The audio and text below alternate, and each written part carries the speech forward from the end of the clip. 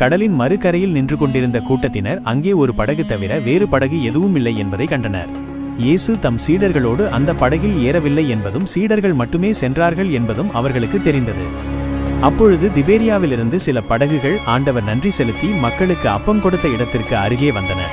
இயேசுவும் அவருடைய சீடர்களும் அங்கே இல்லை என்பதை கண்ட கூட்டத்தினர் அந்த படகுகளில் ஏறி இயேசுவை தேடி கப்பர்நாகும் சென்றனர். கடலின் மறுகரையில் அவர்கள் இயேசுவை கண்டபோது, ரபி, எப்போது இங்கே வந்தீர் என்று கேட்டார்கள். இயேசு அவர்களை மறுமொழியாக, உறுதியாக உங்களுக்கு சொல்கிறேன், அரும் அடையாளங்களை கண்டதால் அல்ல, மாறாக அப்பங்களை வயிறார உண்டதாலேயே நீங்கள் என்னை தேடுகிறீர்கள். அழிந்து போகும் உணவுக்காக உழைக்க வேண்டாம், நிலைவாழ்வு தரும் அழியாத உணவுக்காகவே உழையுங்கள். அந்த உணவை மானிட மகன் உங்களுக்கு கொடுப்பார். ஏனெனில் தந்தையாகிய கடவுள் அவருக்கு தம் அதிகார முத்திரையை அளித்துள்ளார் என்றார்.